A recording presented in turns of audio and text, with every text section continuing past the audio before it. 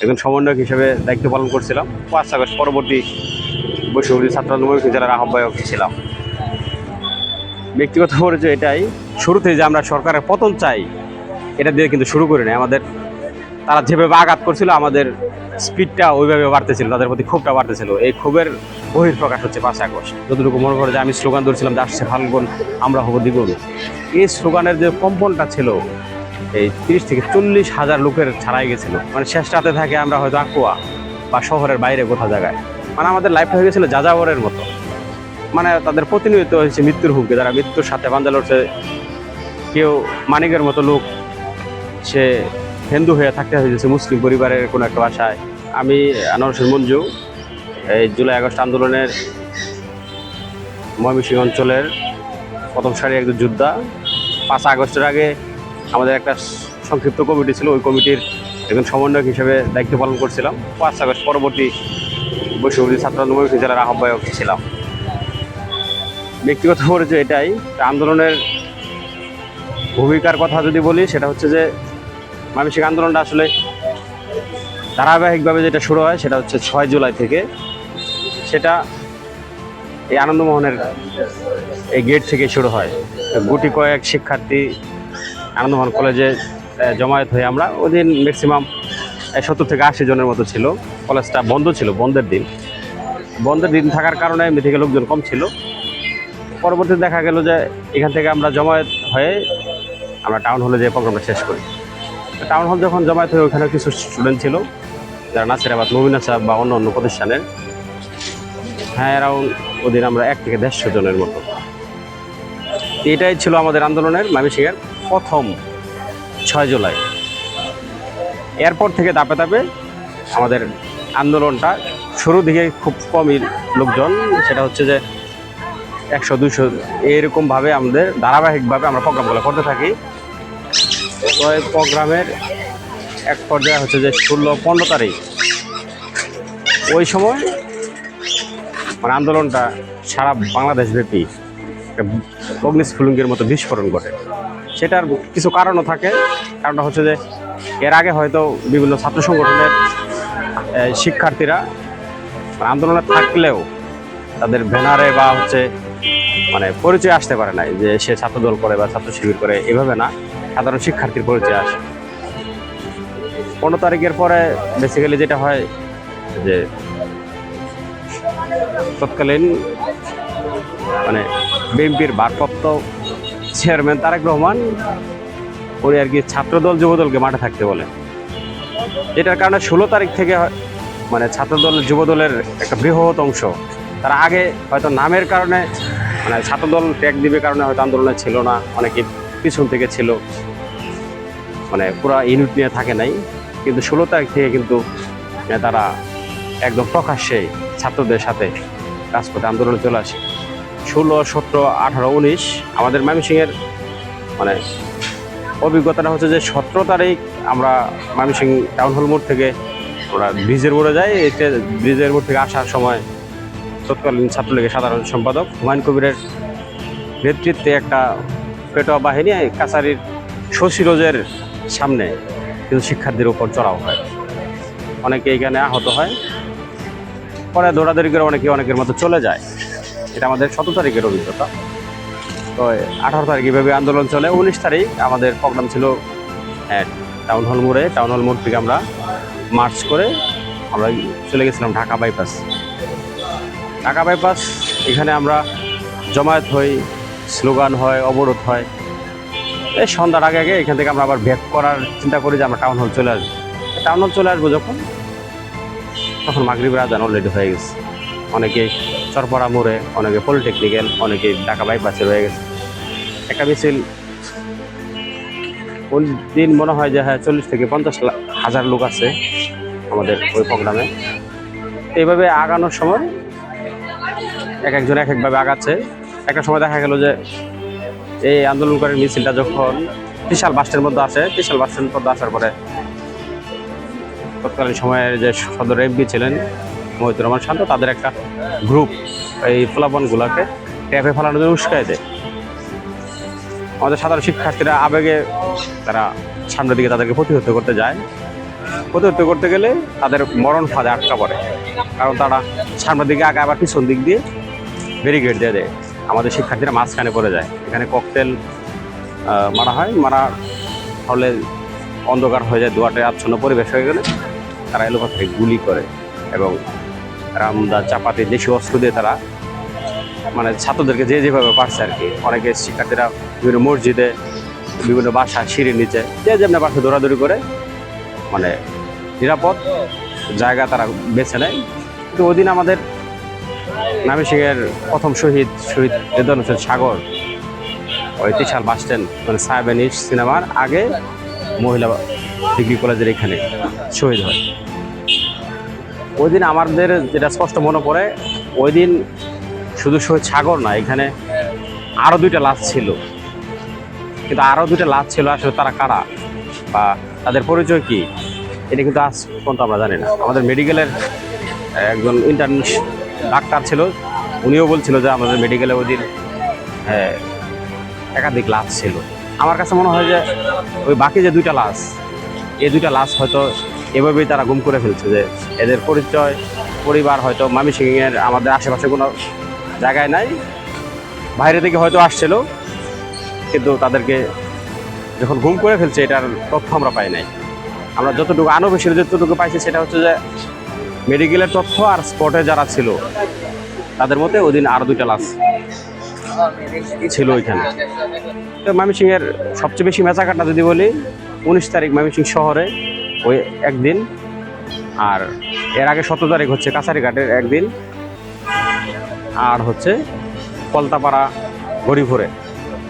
আর অন্য উপজেলাগুলো হচ্ছে বিচ্ছিন্নভাবে মানে প্রচুর গুলি হয়, যেমন ধরেন ফুলবাড়িয়া প্রচুর শিক্ষার্থী সাধারণ মানুষ আহত হয়। কিন্তু ফুলবাড়িয়ার নাম নামে একটা ছেলে, যে ফুলবাড়িয়া তার গুলিতে এখনও তার চোখে বুলেট আছে, সে এখন চোখের দৃষ্টি হারায় আছে। চিকিৎসার জন্য দেশের বাইরে যাওয়ার জন্য যত প্রচেষ্টা ছিল, তৎকালীন সরকার হয়তো চেষ্টা করছে, আন্তরিকতার অভাব ছিল, তার চিকিৎসাটা এখন পর্যন্ত হয় না। তাই সে কিন্তু এইভাবেই মানে ক্লাস 9-এ পড়া একটা ছেলে, তার একটা চোখ বিকলাঙ্গ হয়ে গেছে, এটা নিয়ে ভুগতেছে। আমাদের ময়মনসিংহ আন্দোলনটা 19 তারিখ পর্যন্ত এভাবেই ছিল। তারপরে যখন তৎকালীন ফ্যাসিস্ট সরকার হাসিনা তারা মানে কোঠা মেনে নিছে এরকম একটা প্রজ্ঞাপন জারি করে এবং কারফিউ থাকে। কারণ ময়মনসিংহের অনেক লোক আছে যারা শুধুমাত্র কোঠা আন্দোলনের জন্য মানে রাজপথে নামছিল। তাদের চিন্তা ছিল যে আচ্ছা, যেহেতু রাজপথে আমরা যে উদ্দেশ্যে নামছি যেটা তো বাস্তবায়ন হয়ে গেছে, মোটামুটি তারা কৃষি বিশ্ববিদ্যালয় কিন্তু তারা এই আন্দোলন যখন কোঠা মানা হয় তারা আন্দোলন থেকে চলে যায় এবং সংবাদ সম্মেলন করে। এবং আসলে আমরা যার জন্য আন্দোলন করছি, যে দাবির জন্য আন্দোলন করছি, আসলে এই দাবিটা পূরণ হয়েছে, বাট দাবি পূরণ করতে যে এতগুলো লাশ আমরা পাইলাম, লাশের হিসাবটা কে দিবে আর লাশের বিচারটা কী হবে, এর আর জবাব আমাদেরকে দিতে হবে সরকার। তারপরে মূলত আমাদের মানে আন্দোলনটা অন্যদিকে মোড় করে, যে আমার ভাইয়ের লাশের রক্তের জবাব দে, নাতে আমার হচ্ছে ভাইয়ের লাশের হিসাব দে। কারণ লাশের হিসাব তো তৎকালীন সরকারের মানে এরকম অবস্থা ছিল যে মাক্কাল ফলের মতো ছিল আর কি। উপরে যতই দেখি ভালো কিছু, ভিতরে ভঙ্গুর পরিবেশ ছিল। তারা তো এত লাশ, এত মানুষের পঙ্গুত্ব বরণ, এটার মানে ক্ষতিপূরণ তো একজন মানুষের ক্ষতিপূরণ জীবনের বিনিময়ে কিছু নাই। আন্দোলনের কথা বললে গ্রেপ্তার করা হয়, আন্দোলনের কথা বললে যে আওয়ামী লীগের যারা ছিল তারা চড়াও হয়, বাড়িতে হামলা করে। এই বিষয়গুলো চিন্তা করে তারা দেখা গেল যে শিক্ষার্থীরা অনেকে শহর ছেড়ে দিচ্ছে এই টাইমে, অনেক বিদ্যালয় শিক্ষা প্রতিষ্ঠান বন্ধ। 28 তারিখ আবার টাউন হল প্রোগ্রাম, 28 তারিখ প্রোগ্রাম টাউন হলে পুলিশ দাঁড়াইতে দেয় না আমাদের, আমরা সংখ্যায় কম, পুলিশ দাঁড়াতে দেয় না যে আপনারা আর এখানে দাঁড়ায় প্রোগ্রাম করতে পারবেন। তা আমরা তো যেহেতু আমাদের ভাইদেরকে হারাইছে, আমাদের বোনদেরকে হারাইছে, আমরা তো চাইলেও তারা যদি আমাদেরকে আটকানোর চেষ্টা করে, কিন্তু আমরা তো আর এত দৌড় পেরে আসছি, আমাদের অনেক ভাই শহীদ হয়েছে, অনেক ভাই আহত হয়েছে, অনেকে রক্ত হয়তো আমাদের হাতে লেগে আছে। মানে পুলিশের বাধা উপেক্ষা করে আমরা টাউন হল ওই দিন প্রোগ্রামটা করি। আমার মনে পড়ে যে একটা প্রোগ্রামে কিছু শিক্ষার্থীদেরকে মানে প্রিজম বেনো করে মানে তাদেরকে কারাগারে নেওয়া হচ্ছিল। তো এখানে একটা ছেলে মানে ভ্যানের উপর থাপড়ায় বলতেছিল যে আসছে ফাল্গুন, আমরা হব দ্বিগুণ। ওই কথাটা আমার খুব মানে স্পিড কাজ করছিল। ওই দিন যখন 1 আগস্ট আমরা টাউন হল প্রোগ্রাম করি, ওই দিন 400-500 লোক ছিল। কিন্তু জুলাই আগস্টে আমরা হয়তো মানে 30-40-50 হাজার লোকের প্রোগ্রাম করছি। কিন্তু ওই 400-500 লোক যে ছিল, এই 400-500 লোকের ওদিনের স্পিডটা ছিল এরকম যে আমার যতটুকু মনে করে যে আমি স্লোগান ধরছিলাম যে আসছে ফাল্গুন আমরা হব দ্বিগুণ। এই স্লোগানের যে কম্পনটা ছিল এই 30-40 হাজার লোকের ছাড়াই গেছিল। তো তখন আগস্ট যখন চলে আসলো, আগস্টের সময় ছিল যারা আমরা আন্দোলনের সামনে সারির নেতৃত্ব দিচ্ছিলাম, তখন কেউ সেফ না। সেটা হোক ছাত্রলীগ থেকে আমাদের প্রতিনিয়ত হুমকি আসছে, ডিবি থেকে যে তোমরা আর এখানে আসতে পারবা না, আসতে তোমাদের কোঠায় নেওয়া হবে, গুম করা হবে।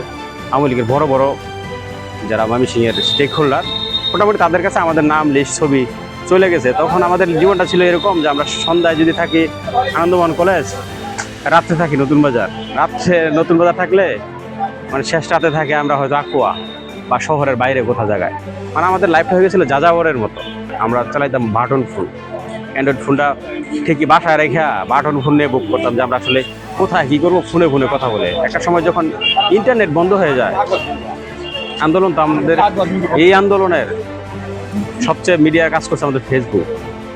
আমাদের কিন্তু ঢাকার সাথে আমাদের সবার খুব ভালো যোগাযোগ ছিল এরকম না বিষয়টা। ঢাকার সাথে হয়তো মানে ঢাকা যারা আন্দোলনকারী ছিল, নেতৃস্থানীয় ছিল, তাদের সাথে আমার একটা পরিচয় ছিল। আমি আগে একটা সংগঠনে যুক্ত ছিলাম, তারা ওই সংগঠনের XYZ ছিল। তো তাদের সাথে আমার মানে যোগাযোগ করার সুযোগ হইতো, বাট তারা প্রোগ্রাম ঘোষণার কি হবে এই সিদ্ধান্তটা তারা আগে দিত না। তারা একটা প্রেস রিলিজ দিলে যে কালকে এই প্রোগ্রাম ঘোষণা করা হয়েছে এতটা সময়। তো যখন আগস্টটা শুরু হইলো, তখন মোটামুটি যারা আন্দোলনের মানে সম্মুখ সারির যোদ্ধা, যাদের ফেসগুলো হয়ে গেছে, মানে তাদের প্রতিনিয়ত হয়েছে মৃত্যুর হুমকি। তারা মৃত্যুর সাথে পাঞ্জা লড়ছে। কেউ মানিকের মতো লোক, সে হিন্দু হয়ে থাকতে হয়েছে মুসলিম পরিবারের কোনো একটা বাসায়। আমার বাসা, আমি আকুয়া থাকার কারণে আমি আকুয়া থেকে চলে যেতেছে হে পুলিশ লাইন। হ্যাঁ, আরেক ভাই একদিন থাকতেছে যে ময়মনসিংহ, আরেকদিন থাকতেছে গরিপুর। কিন্তু রাইট টাইমে আমরা প্রোগ্রামগুলোতে অ্যাটেন্ড করতেছি। যে যেখানে যেভাবেই থাকি না কেন, আমাদের সবার সাথে মানে ফোন খোলা যোগাযোগ। 19 জুলাইয়ের পরে 4 আগস্ট ময়মনসিংহের সবচেয়ে ভয়ঙ্কর বিষয়টা, ময়মনসিংহের 4 আগস্ট কিন্তু তৎকালীন আওয়ামী সরকারের ঘোষিত প্রোগ্রাম 3টায় ময়মনসিংহ অঞ্চলে। তো আমাদের কাছে নিউজ ছিল যে তারা 3টা প্রোগ্রাম এভাবে আসবে যে তারা আন্দোলন করেনি বলতে যাদেরকে সামনে পাবে তাদেরকে মেসাকার করে ফেলবে, সেটা মানে যেভাবেই পারুক। তা আমাদের এই নিউজটা যখন আমাদের কাছে আসে যে প্রোগ্রামটা তোমরা করো, কিন্তু প্রোগ্রামে এরকম কিছু যাতে না হয় যে এই প্রোগ্রামের ক্ষতির কারণে পরবর্তী তোমরা প্রোগ্রাম না করতে পারো। আমাদের কিছু ছাড়দের মতো থেকেও মানে পিছন থেকে আমাদেরকে হেল্প করতেছিল যে কীভাবে কী করা যায়। যারা নেতৃস্থানে ছিল, আমাদের স্বার্থটা ছিল এরকম যে আজকে যদি আমরা প্রোগ্রাম এখানে তাদের সাথে মুখোমুখি অবস্থান হয়ে যায়, আগামী দিন হয়তো আমরা এখানে দাঁড়াতেই পারবো না, সফল তারা হয়ে যাবে। তারা রাস্তায় নামার আগেই আমরা প্রোগ্রাম শেষ করে আমাদের মতো আমরা যার যার বাসার দিকে মুভ করার চেষ্টা করি। ওই সময় অনেকে চলে যায়, আমি নকিব আরও 4-5 জন আমরা আঞ্জুমান ঈদগাহ মাঠের ওই সিঁড়ির পাশে বসে থাকি। বসে থাকলে যেটা হয় মানে অনেকেই যে আলোচনা করেছে আমাদের এই জায়গাগুলো ভুল ছিল, এই জায়গাগুলো আর একটু শুধরানো দরকার, এর আচরণটা আমার ভালো লাগে নাই, একটু অ্যাগ্রেসিভ। আগস্টে আসলে হাসিনাকে পতন করতে পারবো এটা মানে যখন আগস্ট পর্যন্ত তখন আমরা জানি না, কিন্তু একটা বিশ্বাস ছিল যে বাংলাদেশে বা পৃথিবীতে কোনো ইতিহাসে এমন কোনো সরকার নাই যারা মানে ছাত্রদেরকে হত্যা করে ক্ষমতায় টিকে থাকতে পারছিল। আমরা আগে থেকেই মানে এই সরকারের বিরোধী বা আন্দোলনে শুরুতে যে আমরা সরকারের পতন চাই এটা দিয়ে কিন্তু শুরু করি না। আমাদের তারা যেভাবে আঘাত করছিল আমাদের স্পিডটা ওইভাবে বাড়তেছিল, তাদের প্রতি ক্ষোভটা বাড়তেছিল। এই ক্ষোভের বহিঃপ্রকাশ হচ্ছে 5 আগস্ট।